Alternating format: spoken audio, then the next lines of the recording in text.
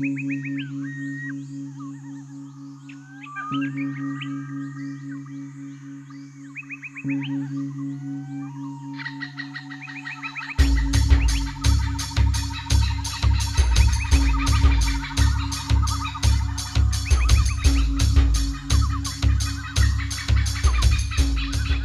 десетина километри североисточно од Струмица, лево од патот кој води за Бања Банско, Беласица крие уште едно од своите уникатни богатства – Моноспитовското блато. Тоа е единствената блатна површина во Македонија која наликува на една вистинска концентрирана џунгла во која што живеат многубројни птици, влекачи, инсекти, растенија, папрати, трски, од кои некои се мошне ретки на Балканот. Ова блато нуди мошна и интересна приказна и ние токму поради неа зачекоривме во него.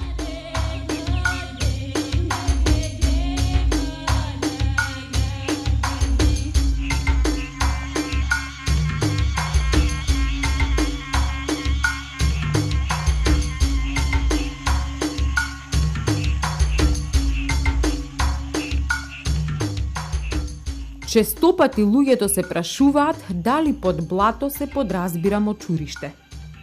Попрецизна слика, како одговор на ова би добиле ако објасниме најнапред што се подразбира под водно станиште. Во категоријата на водни станишта се мочурливите места, барите, тресетиштата или води без разлика дали се природни или вештачки, константни или повремено полни, истечни или неистечни, свежи или соленикави, па и морски води чија длабочина за време на плимата не надминува 6 метри. Така, под водно станиште спаѓаат изворите, потоците, реките, езерата, локвите со вода, блатата, мочуриштата, тресетиштата, влажните ливади, поплавените шуми и така натаму.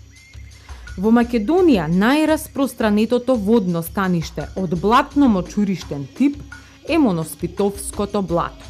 Мочуриштето се одликува со почва богата со минерали и постојано е под вода, а конкретно во Моноспитовското блато зафаќа површина од 23 хектари на кои има две карактеристични растителни заедници – приморска острика и критска класница. Блатото е повеќе или помалку континуирано поплавувана почва, богата со потопени растителни видови и го зафаќа останатиот дел. Овде се среќаваат растителни заедници на шавар и пловна трева, жолта острика и четалеста фимбрија и ситно црвен блатник и зелена острика. Ова скапоцено флористичко парче, чија водена површина почнува лево по селото Моноспитово, со извонредна биолошка разновидност, за жал денес е само мал остаток, трошка од некогашната негова распространетост. Порано, ваквите водени оази биле неопходни станици покрај кои се развивале човечките населби, од праисторијата до денес.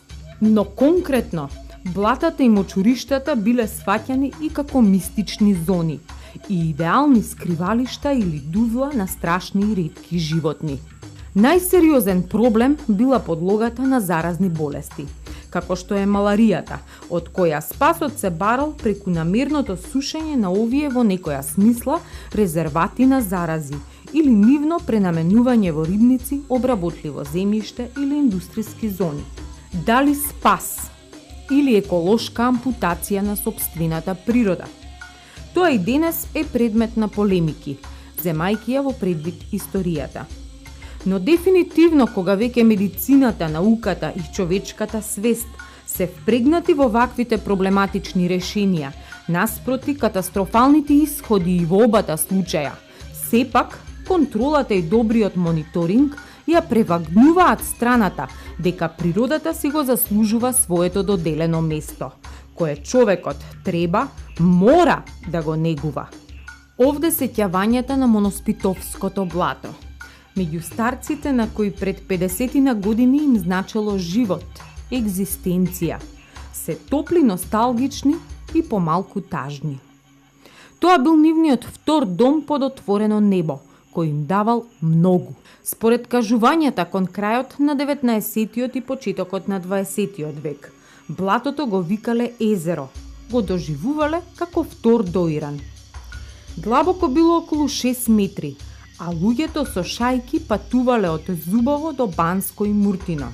Дока 1947 година тоа зафаќало површина од околу 5000 хектари и најдлабоко било во зимите околу 4 метри. Зад полињата со густа трска, овие води биле покриени со барски локвани, каде што се засолнувале речиси сите риби.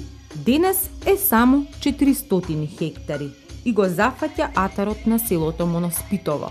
Тажно, но на вистина е така. Причини се мелиоративните зафати, индустриализацијата и урбанизацијата на Струмица, чија канализација ја уништила оваа оаза на риби.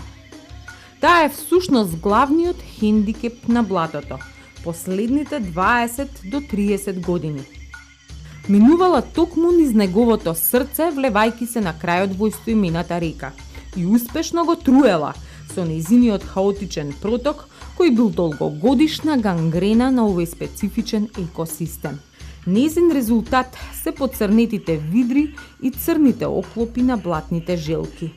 Водите кои природно гравитираат кон блатото од западната и југозападната страна ги збира реката Водочница, која во нејзиниот долен тек од село Дабиле кон него е мелиорирана и е означена како Моноспитовски канал. Инаку оваа река ги прима водите од реката Тркања.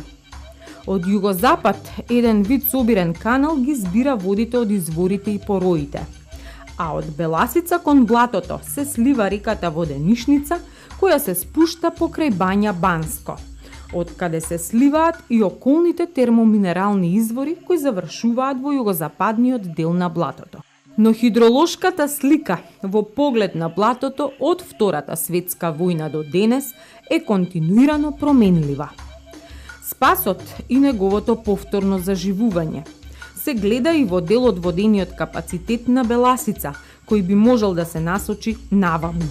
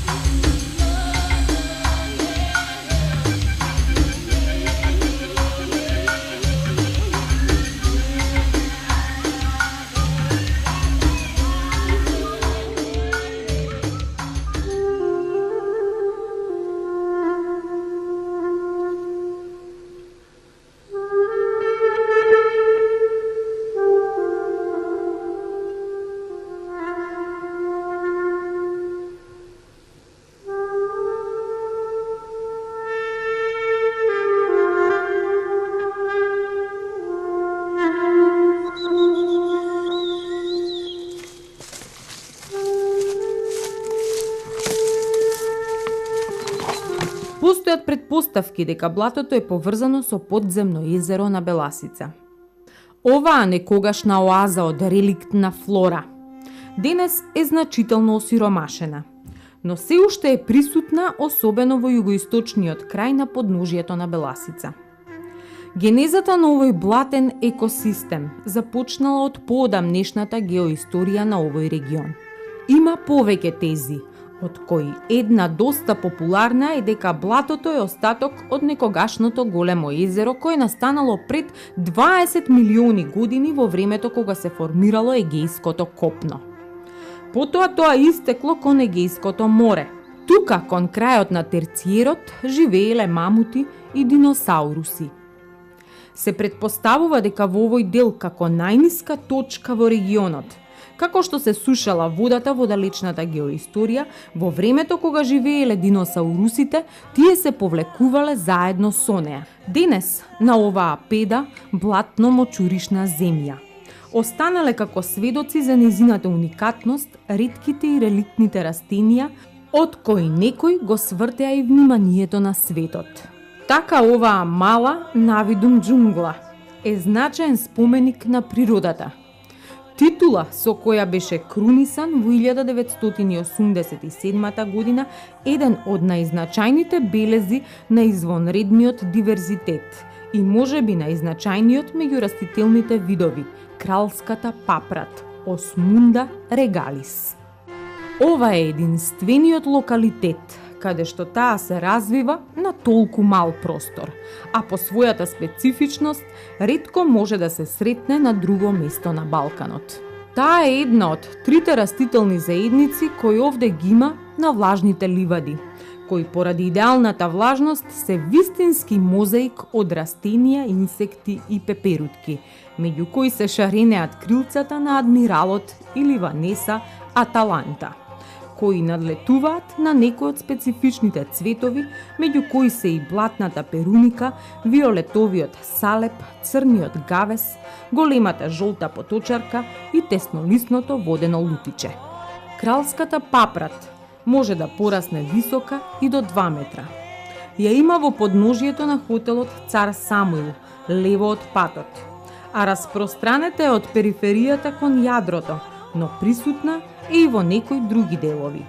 Овој редок биолошки резерват често пати страда од палење и уништување на дрвенестите растенија, меѓу кои е и оваа ретка папрат која за среќа се обновува.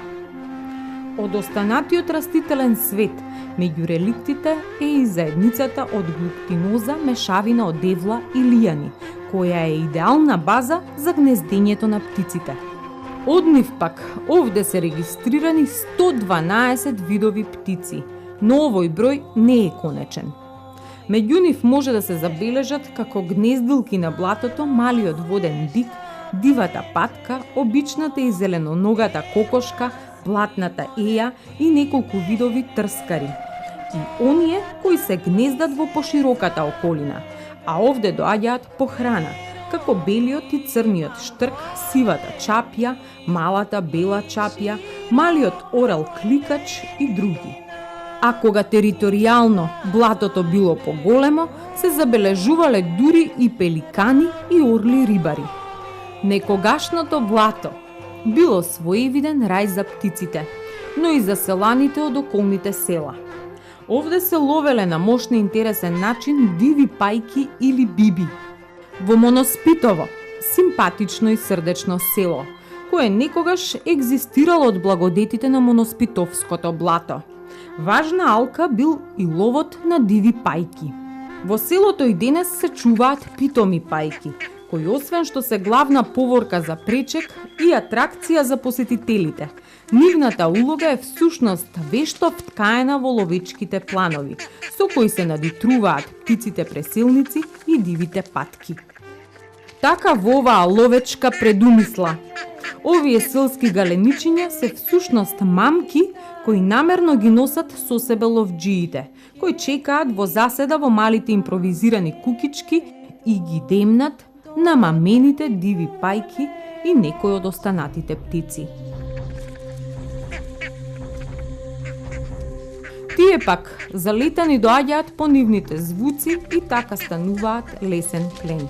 Меѓу уловените се среќаваат и по некои означени со прстен на ногата, кои всушност овде го завршуваат својот пат доколку пронаоѓачот не се смилува. Моноспитовското блато всушност представува прилетна станица, а нивните воздушни патеки водат од Сибир, Русија, Украина, Романија. Овие птици обично навраќаат, одмараат по неколку дена во оваа блатна оаза, каде си ги полнат батериите со нова енергија за патот кон потоплите региони. Моноспитовските селани ги евоцираат сеќавањата на некогашното блато, кое било полно со илјадници птици од различни видови, кои денес веќе не навраќаат освен некогаш кога полето е поплавено или зимите се свирепо студени. Добро се живеело и од јајцата на барските птици, кои на пазарот ги соборувале цените. А крајот се гордел со најразноличните големини и форми кои се вапцувале за Великден. Кога било побогато со вода, низ блатото се вкрстувале патиштата на чајките или шајките или чуновите долги од 2 до 3 метри, кои се терале со стап, односно лос. Денес, тие повеќе се антиквитети отколку што се навистина во функција, а традиционалниот начин на ловење е токму со нив. Бидејќи не е сезона за терање чајки, во моментов најдовме една кај срдечните домакини кои ни раскажаа дел од некогашната моноспитовска приказна за животот и навиките во овој крај. Оваа чајка, која била основен пловен објект без кој некогаш не можел да се замисли овдешниот живот, е мощна и едноставна.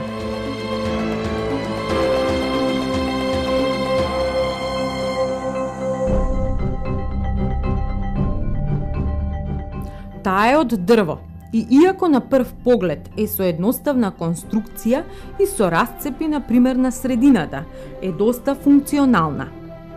Таа не пропушта вода бидејќи на нејзиното дно се набива шамак, трска, која е добар изолатор. И така се тргнува во лов.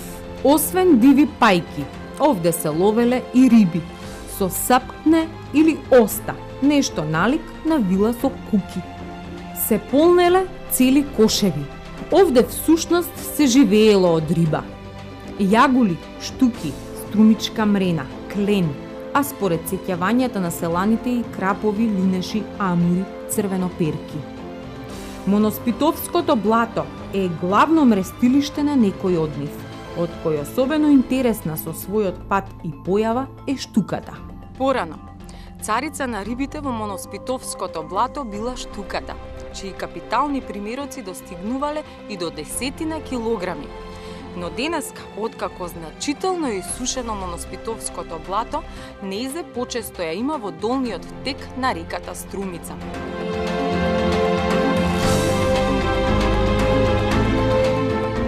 Оваа онака, како што честопати ја нарекуваат, ајкула на сладките води.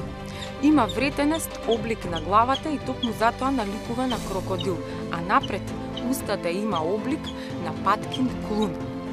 Таа својот природен, инстинктивен пат го води по течението на реката Струма, па потоа го продолжува по реката Струмица, а последна станица е токму овде во Моноспитовското блато. Била прогласена за штетник, но за жал, бидејќи всушност представува природен селектор на подобриот животински свет во реките.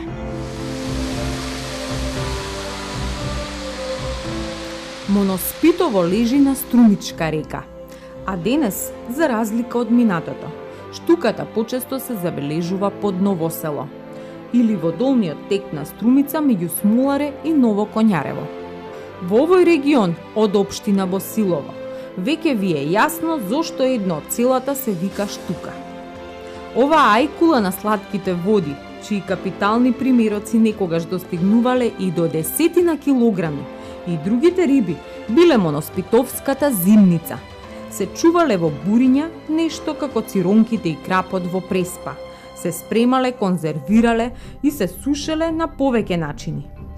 Мрестењето на штуката се случува во февруари во ѓолот, а моноспитовчани го викаат мркање или мркање. Тогаш сите од околината биле во своите чунки. Во јануари се спремале леите и се плетеле врати на ајните, местата полни со вода.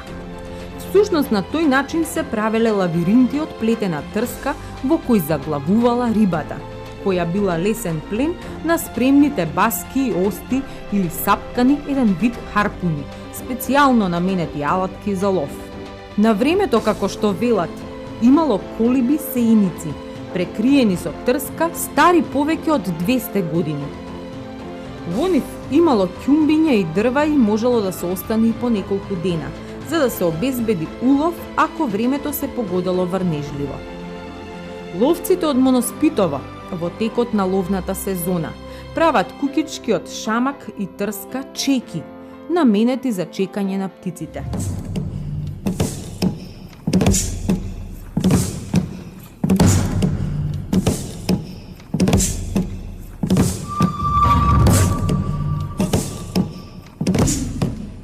Во регионот на блатото се вклучени и волците, кои можат да се забележат зашто јадат жаби.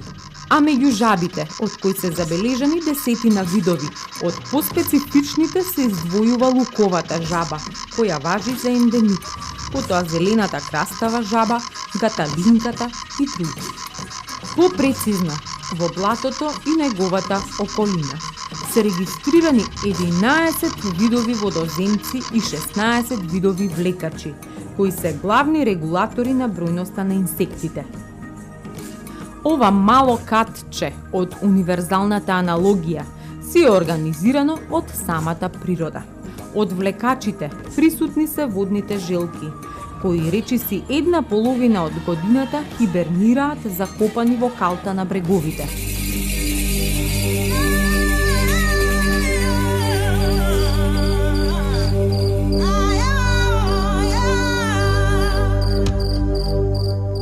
Од змиите се среќаваат 7 вида на смокови, а од отровниците го има поскокот.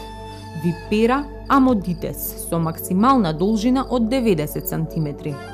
Од водните ги има белоушката и рибарка. Сликата за Моноспитовското блато станува комплетна токму со селата Моноспитово, по кое и си го добило името, и Босилово, по кое е наречена општината што ги обединува 16 села во овој регион.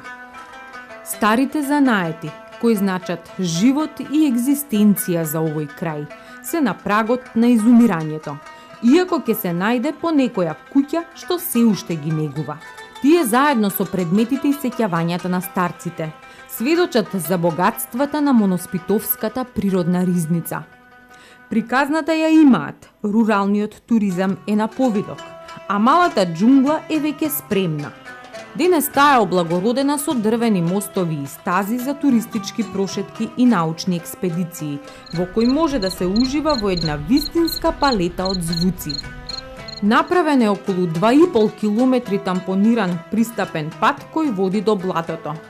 Неговиот натурален изглед е запазен намерно, за да се вклопува во уникатната природа.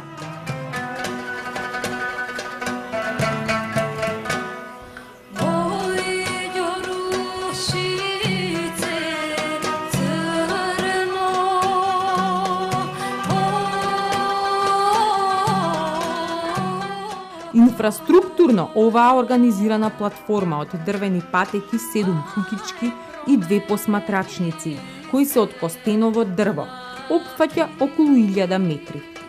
Главна цел во визиите околу блатото е хостел од 3-4 соби и конференциска сала, кој би бил независен овластен субјект за развој, научно-истражувачка дејност, туризам и грижа за сета оваа уникатна Моноспитовска убавина. Веќе како втор чекор би дошло порибувањето и обновата на екосистемот. Трската е всушност централното јадро чие есенско чистење е грижа на општината, а периферните делови се околу неа. Некогаш добро се живеело и од неа, а бербите и палењата во одредени моменти го вклучувале и алармот за нејзиното исчезнување. Денес само мал број фамилии се уште во дворовите на стариот архаичен начин ги плетат рогозините, прекривките за подот, кои некогаш биле заштитен знак на блиското Моноспитовско блато.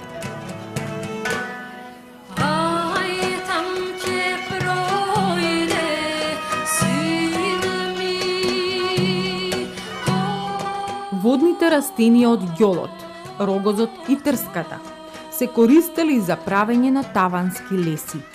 Порано овие растенија биле заштитени од берба се до нивното жнеење кое било дозволено дури по 2 август, а денес се сечат од рана есен до рана пролет. Жнеидбата била посебен настан за селаните. Тогаш се собирале сите фамилии пред ѓолот за да го означат нејзиниот почеток. Се надпреварувале кој од нив ќе ожнее по голема површина.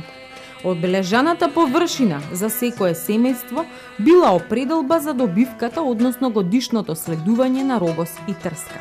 Тие се сечеле и се носеле во дворовите на сушење. Кога ќе станеле златно-жолти, листовите се лупеле од срцевината која била основа, која служела како конци за плетење на рогозовите лисија, чија густина во плетката всушност значела квалитет на рогозината, врз кој потоа се градела и цената. Рогозината се ткае на големи разбои, кои денес се веќе антиквитети, а овој стар занает, за жал, веќе е на прагот на изумирањето. Веќе извесен период на место сечење се практикува палење на трската, во периодот од јануари до март, а тогаш проширените површини стануваат обработливи, погодни за лов и риболов, но и за пасишта.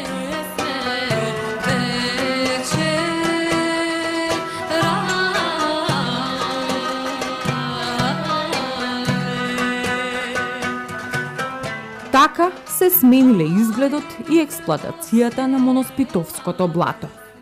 Во селото Моноспитово животот си тече кротко, а љубезните селани се спремни да ви го покажат секое катче. Овде е старата семејна куќа од предците на председателот Борис Трајковски. Оваа малецка куќа спроти Калинката е во фаза на доградба. Од овде, во детството, до белата куќа во највисокиот подем во кариерата. Тој го измина својот пат, полн со сониште и успеси. Денес овој дом за нас е спомен на неговата рана младост, а на новоизграденото школо по неговата смрт му следува неговото име. Црквата Свети Константин и Елена ги собира моноспитовци повеќе пати во годината на празници и на молитви. А споменикот на Гоце Делчев е зборно место на старите селани, спремни со секакви информации. Во селото прошарано со нови и стари куќи се чувствува одзивот на миграцијата. Иако овој крај важи за плодороден и богат, годините и потта со кои е посеан во последно време станале скапоцени. Нивата е заменета со печалба во Италија, па така струмичко ги трпи анегдотите како струмиченца, пијаченца. Слушнавме дека постои веќе и песна. Италијанската пијаченца се препознава во трофеите од куќи, меѓу кои некоја ќе ве вчудоневиди со обликот и бојата. Тие се приказна сама по себе интересна. Наидовме на една жар црвена, какви што се и чушките во овој крај. Може би символика, може би нешто друго, кој знае. Црвената е сепак база во македонскиот фолклор меѓу боите. Но овде во овој крај таа асоцира на нивното есенско црвено злато. Позната сорта чушки, кои честопати ке ги забележите на купишта покрај патот, е куртовската капија. Но фасцинантната големина не е гаранција за квалитетот. А струмичани и босиловци оддалеку знаат да ги проценат и да ви кажат кои се меснати и добри за зимница. Потоа, меѓу моноспитовските улички, освен пајки, ќе видите бунари, замоци, зајаци. Навистина е интересно ова ново моноспитовско лице.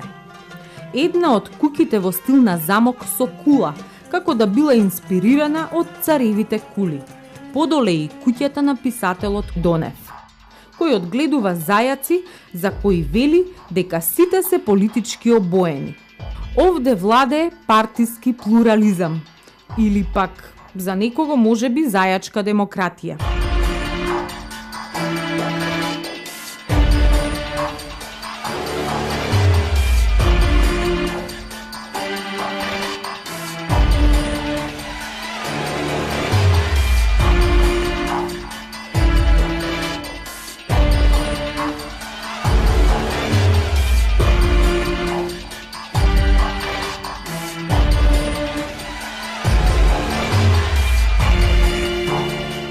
Меѓу селата, верен приказ за секојдневниот земјоделски труд.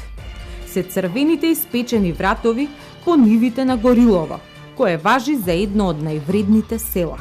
И селеничката сага продолжува и во селото Босилово, кое е центар на истоимената општина.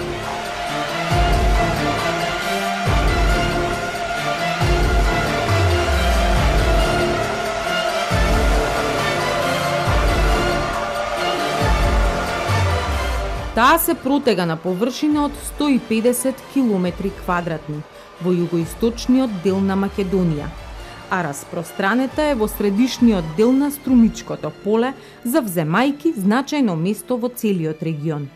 За него велат дека си го добило името по босоногите ловци, кои ловеле во Моноспитовското блато. Кога ќе ги виделе, викале: еве ги босите ловци, па од Босиловци селото се нарекло Босилово.